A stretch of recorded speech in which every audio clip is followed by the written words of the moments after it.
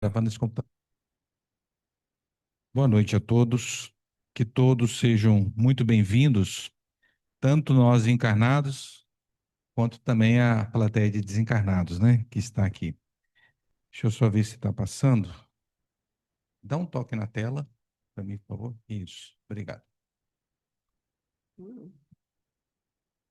Bom, hoje nós fizemos um improviso que era a Cristina Batistuta, que ia falar hoje na programação, mas ela teve um problema e não conseguiu vir, então eu vim para substituí-la.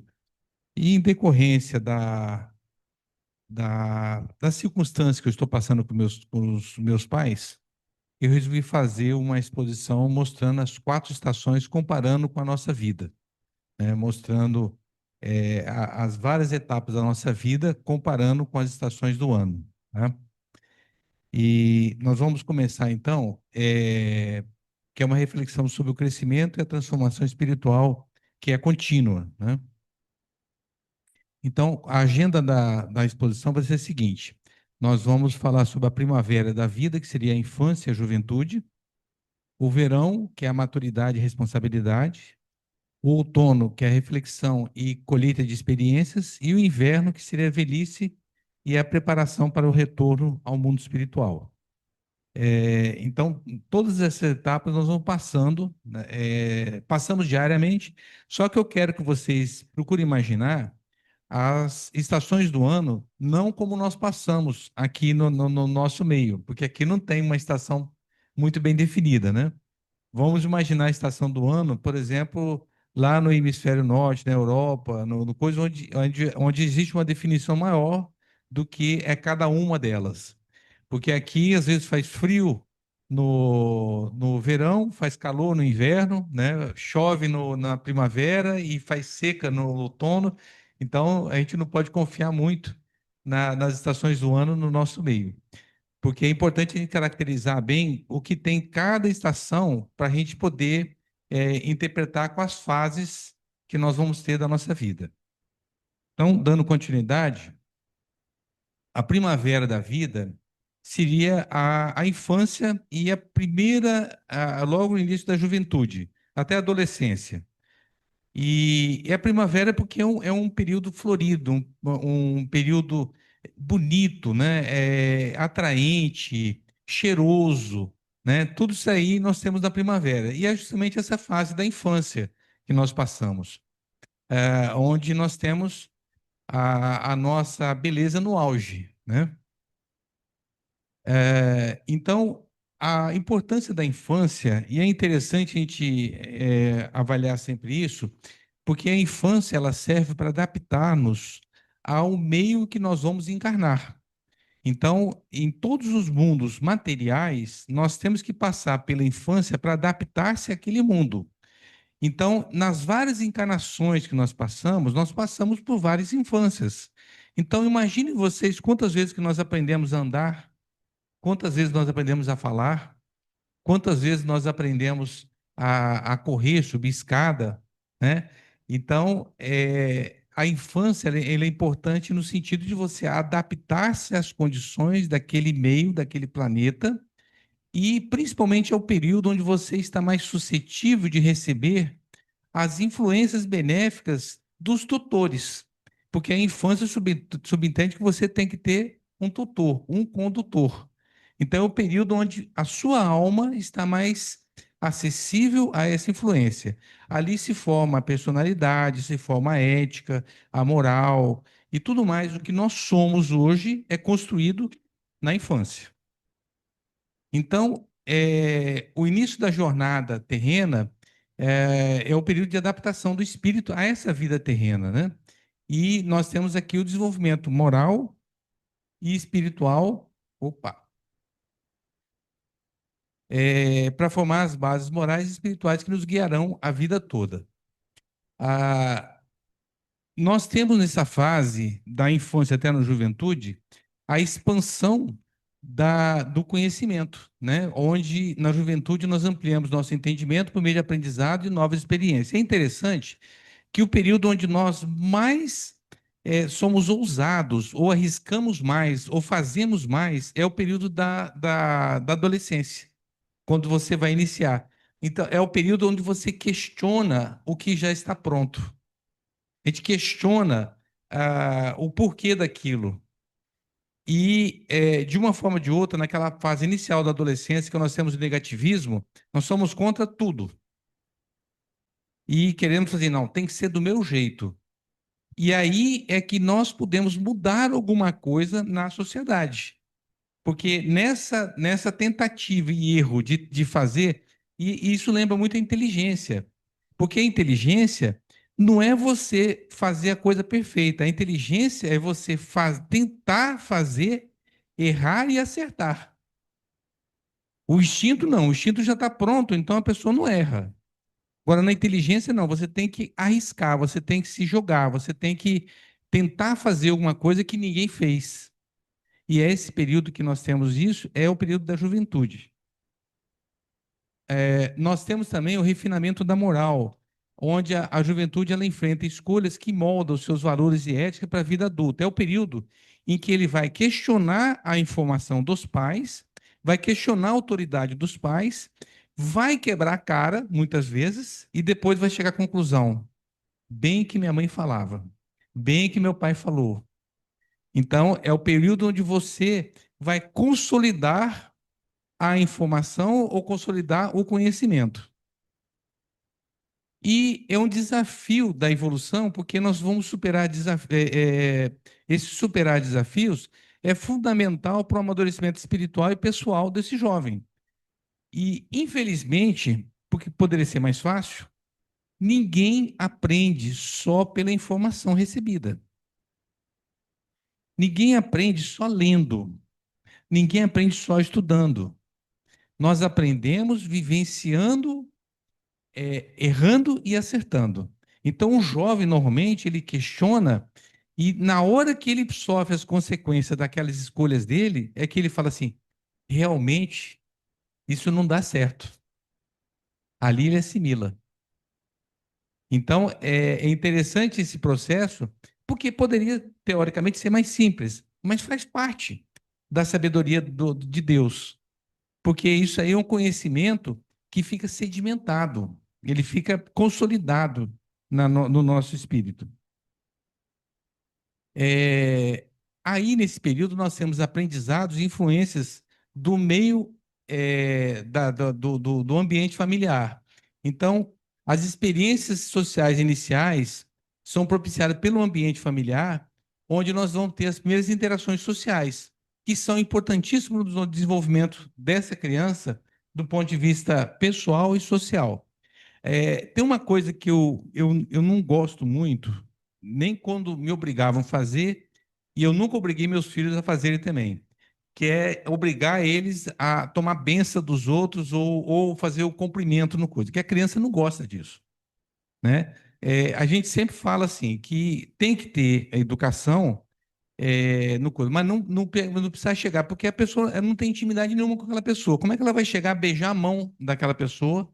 Ou até ter o toque físico, porque para a criança, o toque físico é uma intimidade, entende? Então, ele pode ser educado e falar assim: olha, muito prazer, bom dia, boa noite, né, tudo mais, mas sem obrigar ao toque físico, né, de coisa.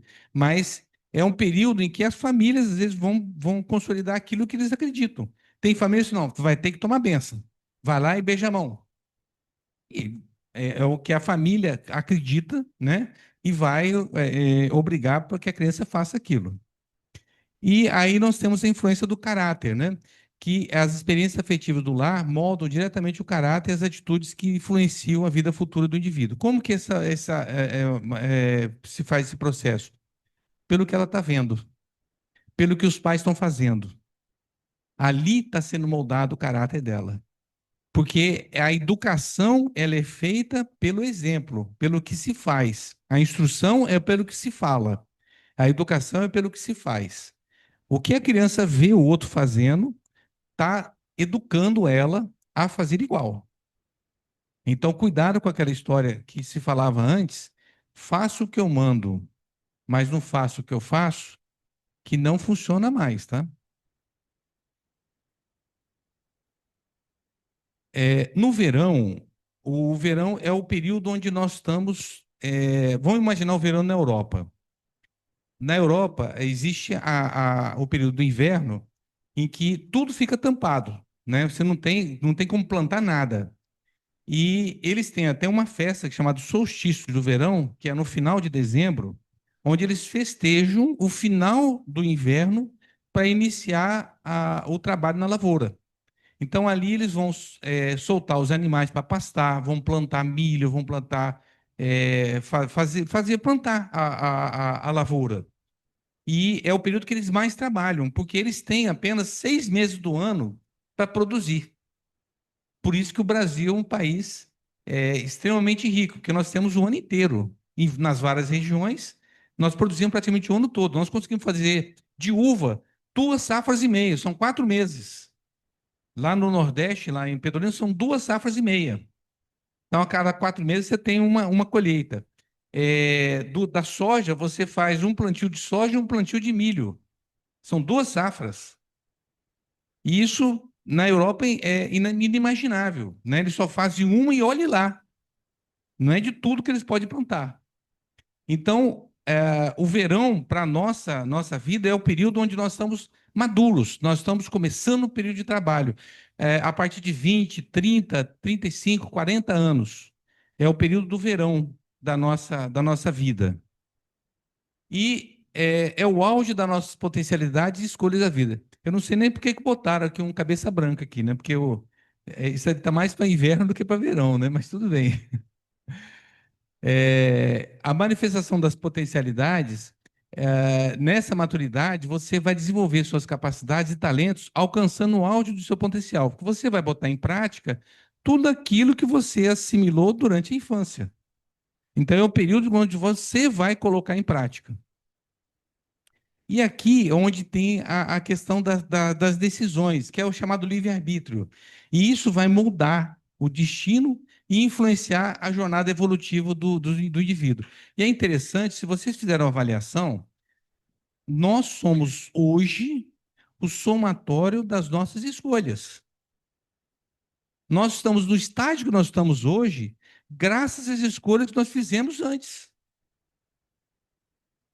Porque se não fossem as escolhas, nós não estaríamos onde estamos agora. Poderíamos estar em outra situação, melhor ou pior, mas nós somos o somatório das nossas escolhas.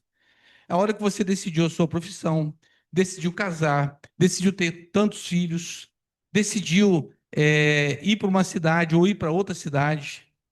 Então, nós somos o somatório das nossas escolhas. Hoje, nós estamos aqui graças a tudo que nós escolhemos desde do início do nosso verão.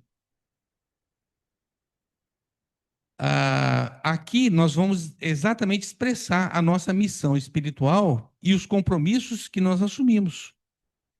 E aqui nós começamos a tomar consciência da nossa missão espiritual. E é interessante que você pode não lembrar dela plenamente, mas nós temos uma noção do que nós temos que fazer. Nós temos noção daqueles que nós temos que resgatar, que são as pessoas que nós temos aquelas antipatias gratuitas. A pessoa que a gente não sente bem, que a gente não gosta de ficar perto. É esse aí que nós temos que investir, é esse aí que nós temos que trabalhar, porque é ali que está uma das nossas antipatias das encarnações passadas. E nós assumimos também compromissos que incluem o aprendizado constante e o serviço dedicado ao próximo, onde nós vamos decidir fazer isso ou então viver de maneira egoística e viver só olhando para o nosso umbigo, né? E aqui nós temos desafios, provações, oportunidade de crescimento.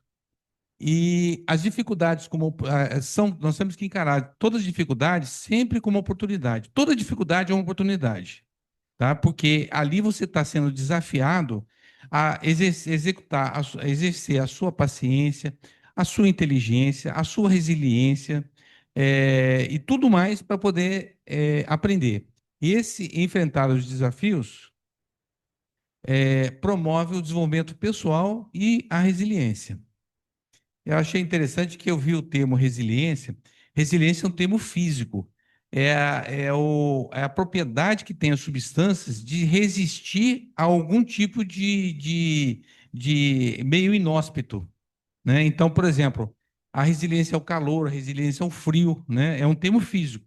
E a resiliência é justamente isso. Para nós, a parte comportamental, seria a capacidade que você tem de resistir a dificuldades no dia a dia. E aqui nós temos também a oportunidade de fortalecer as qualidades, onde nós vamos exercer a paciência, a fé, o amor, que são as qualidades essenciais desenvolvidas nessas provações da vida. A Ângela que fala que ela nunca pede paciência nas preces, né, Ângela? Porque quando a gente pede paciência, nós vamos ter a oportunidade de ter as situações para exercer essas paciências, né? O outono é a fase que vai de 40, 50 anos até no corpo. Porque agora a coisa ficou um pouco mais confusa, porque até a velhice hoje, na Europa, por exemplo, só é considerado velho ou idoso quem está com mais de 80 anos. Quem tem de 50 até 80 anos é meia idade lá. E é uma coisa que está acontecendo mesmo, porque hoje o que essa geração teve de grande mérito foi de acabar com a velhice. Que eu lembro do meu sogro que ele falava com 55 anos de idade que ele já tinha acabado tudo que tinha que fazer, estava esperando a morte chegar, com 50 anos de idade. Né? E hoje, nós com 50 anos de idade, nós estamos aqui, estamos bombando, né? Estamos procurando fazer coisas, sonhando, fazendo, abrindo projetos e, né, abrindo novas perspectivas. Eu estou com 64 anos de idade, estou sonhando ainda, né? Então, o mérito dessa geração foi de acabar com a velhice. Então, no outono é um período onde nós vamos refletir e colher as experiências de tudo aquilo que nós fizemos no verão, né? Durante aquela fase em que nós estávamos na fase mais produtiva, mais intensa, onde trabalhávamos muito. E aí, quando você vai refletir assim, puxa vida, quando chegam os netos, né?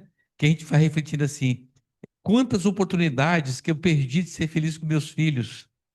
E aí eu vou ter a oportunidade de fazer isso com os netos.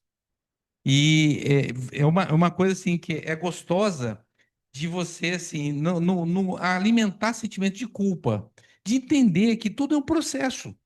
Porque se nós tivermos a cabeça que nós tínhamos hoje, na época quando era muito mais jovem, ia ser muito mais fácil. Mas nós só temos essa cabeça hoje porque nós passamos por tudo aquilo. Então é um processo que nós temos que fazer. Infelizmente, não dá para você inverter isso aí. Então, no outono, nós vamos começar a colher as experiências. E aí nós vamos ter a maturidade emocional e vamos analisar o passado. Então, é um período que nós temos muita introspecção, e o outono tem muito disso, onde caem as folhas, as árvores ficam peladas, ficam assim, na parte da introspecção, né? Nós podemos caracterizar o outono como introspecção. E nós temos também a oportunidade de ter o crescimento emocional, porque avaliando o passado, nós vamos desenvolver, vamos ter o desenvolvimento emocional e espiritual contínuo, porque nós estamos olhando para trás que vai nos espelhar para as escolhas que nós estamos tendo. E aí que nós vamos começar a aceitar o passado, aceitar as nossas opções. Então, entender e aceitar o passado é fundamental para a maturidade emocional e o equilíbrio interior. Aquele que não consegue fazer isso é aquele que fica preso no passado. E quando fica preso no passado, você está perdendo tempo, porque o passado não existe mais, você não tem como fazer, como corrigir. Não tem mais jeito. Já foi. O passado só tem uma utilidade para nós: servir de experiência ou de exemplo para nós daqui para frente.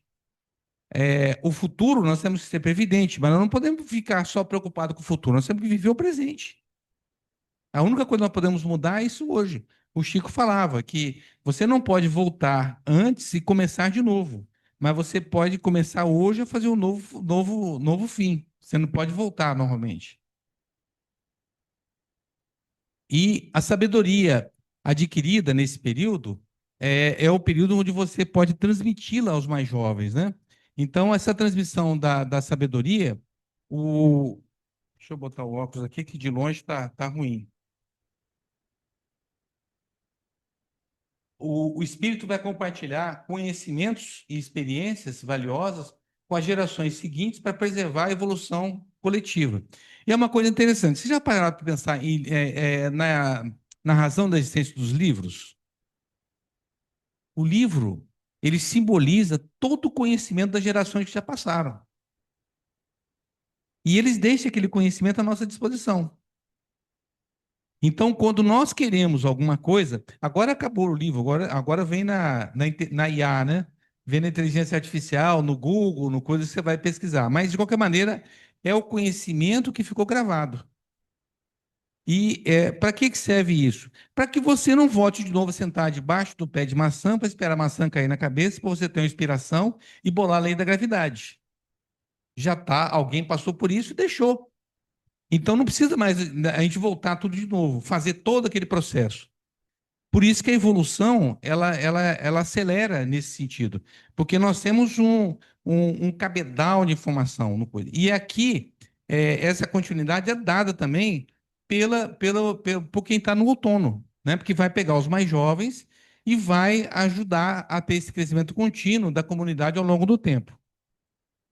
E aqui nós começamos já a preparação para a transição espiritual, que nós começamos já a pensar assim, porque quando já está no outono, nós já estamos assim, curvando o cabo da boa esperança, como diz aquele ditado. Ou nós estamos descendo a ladeira. Nós temos que administrar isso aí agora. Como que eu vou descer? Como que eu vou chegar lá embaixo? Então, você vai planejando tudo, aí você tem que organizar a sua vida do ponto de vista assim, de pensar em sucessão. E é uma coisa que não se pensa, né? Porque é uma coisa que a gente fica proibido de falar, tá? Mas tem que falar com os filhos. Olha, eu vou fazer o testamento, ou vou fazer uma holding, ou vou fazer eu quero que seja assim, tá? Para poder já deixar tudo preparado para quando a gente faltar, quando a gente ser libertado da matéria. Então, é o período que você vai começar a fazer essas reflexões, né, da jornada. Você vai revisar suas experiências vividas para alcançar a compreensão e aprendizado espiritual. E o ajuste espiritual, que seria a preparação interna para a transição ao plano espiritual, através do equilíbrio e harmonia interior. Então, esse processo é um processo difícil de fazer, porque nós não fomos educados para isso. Nós não fomos educados para pensar na morte, ou pensar no coisa. Para nós, a morte é um assunto proibido. Não se pode falar, tipo assim, ó, bate na madeira. Que não quero nem saber disso. Então, não se pensa, não se planeja o que vai acontecer. Então, chegamos ao inverno. O inverno é a velhice, né? Então, como eu disse, é um pouco controverso, porque aqui nós consideramos como idosos quem tem mais de 60 anos. Tá? Na Europa, não. Do ponto de vista de previdência, inclusive lá, idoso é só quem tem mais de 80. Eu acho que velhice tinha que ser mesmo, não, porque senão eu estou com 64, eu ia ser considerado como um inverno. Então eu prefiro ganhar uma estação, pelo menos, né? E estar indo no outono, né? De coisa. Mas o inverno seria a velhice onde você vai se preparar mesmo para o retorno ao mundo espiritual. E a importância daqui que nós temos é de ter o desapego e a resignação. O desapego no sentido de que nós não vamos levar nada daqui, nada. Então, se nós ficarmos apegados, nós só vamos criar um problema enorme para nós, porque nós não vamos desencanar e vamos largar para trás. Mas como eu vou largar uma coisa que eu quero? Então aí está acontecendo, acontece muito esses casos de obsessão, de pessoas que não abandonam os imóveis, que vão cobrar dos herdeiros, né, o que eles queriam que fizesse ou não fizesse. Não quero que venda essa fazenda, não quero que venda essa casa, não quero que venda isso, porque não preparou para isso, né? Então, o desprendimento das coisas materiais, ela é imprescindível porque ele aprende a se desligar das preocupações materiais, buscando uma vida mais leve e livre. E aceitando também as limitações. Aceitar com serenidade as limitações da existência física e fortalece a preparação espiritual. Essa é uma grande dificuldade. Eu estou vivenciando isso com meus pais. O meu pai tem 89, vai fazer 89 anos agora em novembro, e minha mãe fez 86 anos hoje. A minha mãe ela tem a doença de Parkinson e uma demência senil, também provocada pelo Parkinson. Então, ela está começando a ter aqueles delírios, ela tem dificuldade de mobilidade, para andar. Ela agora começa a ter o delírio, então ela fica. Eu falo que ela fica tipo uma aranha tecendo teia, fica passando a mão assim no ar, assim, a tarde toda. Fica assim no coisa, passando a mão, né? Tem hora que ela acha que estão querendo matá-la, de coisa, então, eu não coisa. E meu pai, ele também está tendo alguns delírios, menos do que ela, mas o problema dele foi que, por não aceitar a limitação física, ele levou um tombo no banheiro e teve uma fratura na quarta vértebra lombar. Foi operado 2 vezes e ficou sem andar. Meu pai tem 1,82 m e pesa 90 quilos. Você imagine você lidar com uma pessoa desse tamanho, né? Com limitação total, porque você tem que dar banho, botar na cadeira de roda, botar na cama, levantar, rodar de um lado para o outro, botar fralda, né? Todo esse processo, ele é muito difícil. Agora que ele está começando a andar. E aí o que acontece ainda assim? Na cabeça dele, ele quer, quando minha mãe chama alguma coisa, ele quer levantar da cama para ajudar ele de madrugada. Aí tivemos que fazer um monte de arapuca lá para ele não conseguir sair da cama, porque a cama é aquela cama hospitalar, tem aquela gradezinha, mas a grade é baixa. E ele conseguia pular. Aí nós temos que travar a grade do lado, botar as cadeiras de roda no coisa para ele não conseguir passar. Por quê? Não aceita a limitação física, não aceita a ajuda. Na cabeça dele, ele fala assim: eu estou dando trabalho para os outros, eu quero fazer. Eu não coisa. E aí, quando ele faz, o risco é ele cair de novo. Né? E o grande problema para idoso é tombo. É uma coisa gravíssima isso aí tem. Vocês não imaginam o tanto de mutilações que tem. Um exemplo disso, Aguinaldo Arraiol, com 85 anos de idade, morreu porque caiu indo para o banheiro. Morreu, cara. Você imagina o que é um negócio desse? E por não aceitar essa limitação, não aceitar ajuda, por querer fazer as coisas sozinho. Então é um período que você tem que ter na casa de idoso.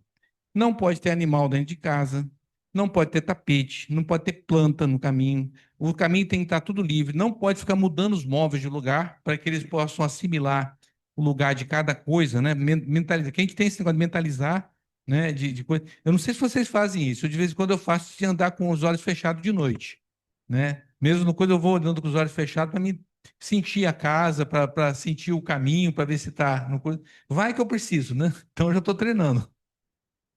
É, e também agora o fortalecimento espiritual, que é um processo que promove o crescimento e fortalecimento do espírito para enfrentar desafios futuros.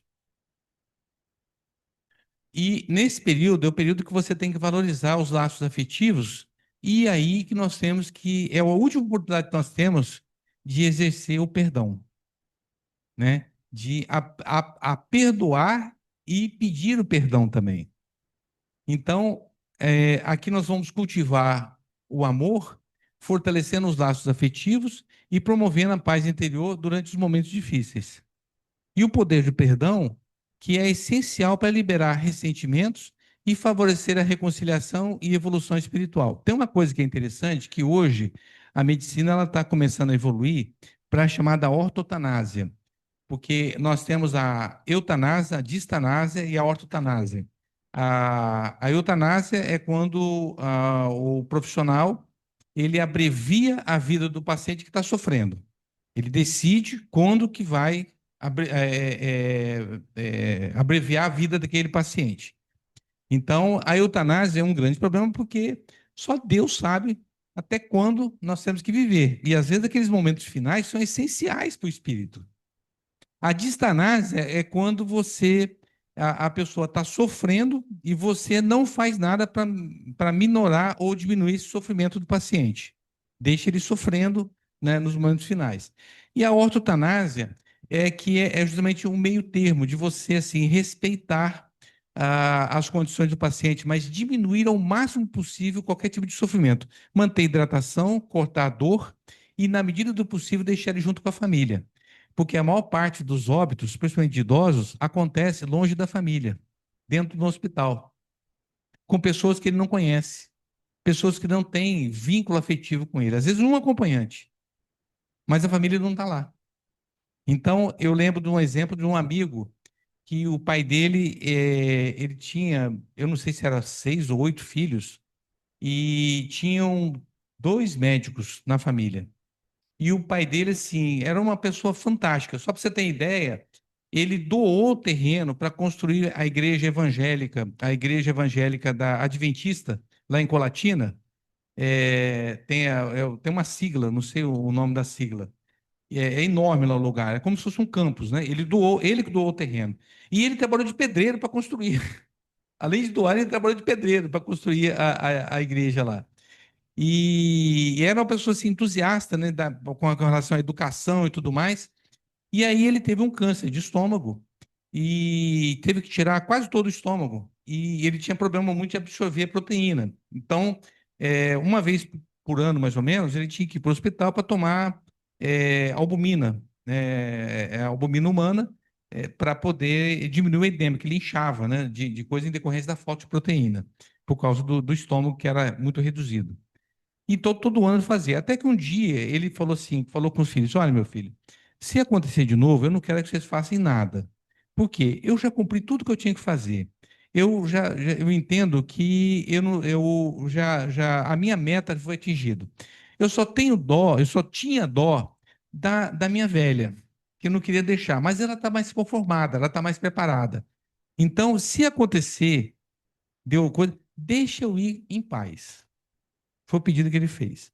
E aí aconteceu, o feriado que tinha, Páscoa, um feriado prolongado, ele estava muito ruim, estava assim, naquele estado comatoso, eles mantendo só a hidratação e a medicação para dor, né? E ele lá na casa dele, neto, bisneto, todo mundo em volta, assim, oração, fazia oração 3, 4 vezes por dia, tudo em volta do avô, sabe, do coisa. E ele passou o feriado todinho. Aí ele falou assim: de hoje o papai não passa, de hoje o papai não passa, de hoje o papai. Quando chegou no final, no domingo de tarde, quando ia terminar o feriado, ele levantou. Ele falou assim: minha velha, tem aquele peixe na geladeira ainda? Eu tô com vontade de comer uma peixada. Aí ele correu lá, fez uma peixada e comeu um prato de peixe do coisa. E ficou bom por um tempo assim, sabe? Ficou mais uns 2 meses. Aí passou um segundo feriado, aconteceu a mesma coisa. Ele começou a ficar comatoso e tal, a família foi toda para lá, aí ele desencarnou no segundo feriado. Então, o interessante é assim, quando ele desencarnou, estavam todo mundo em volta da cama junto com ele, entendeu? Se despedindo, ele se despediu de cada um, falou, elogiou os netos, deu conselho para os netos, né? Então, assim, o ideal é que nós tenhamos isso, né? Que a gente possa é, partir para a parte espiritual, mas com dignidade e pelo menos se despedindo das pessoas. Ter a oportunidade de pedir perdão, ter a oportunidade de falar que ama aquela pessoa, né? Porque às vezes a pessoa nunca falou para o filho que amava ele. Naquela geração anterior, meu pai mesmo é uma pessoa que nunca falava. É aquela que fala assim: papai, eu tirei 8 na prova de ciência, não fez mais que sua obrigação. Você só faz isso? Né? Ele falava assim: eu não vou elogiar para não deixar ele folgado, né?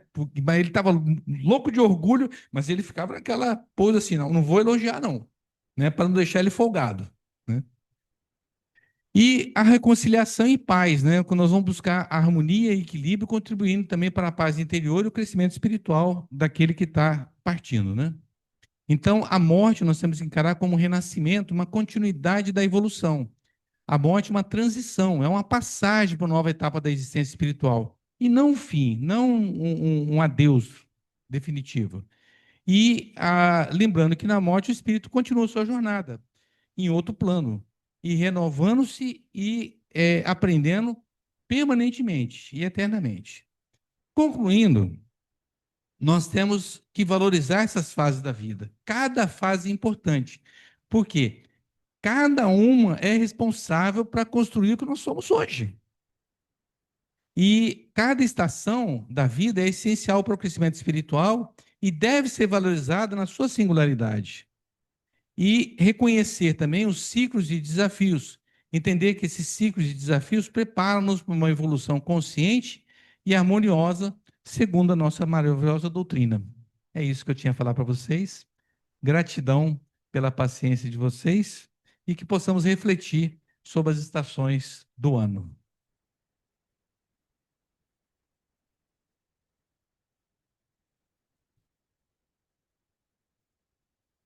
Deixa que eu encerro agora. Uhum, mas assim já tá bom, né? Assim já deu certo? Eu interrompi, foi o compartilhamento. Pode interromper. É aqui? Não, porque tem que encerrar, você só pausou. É aqui.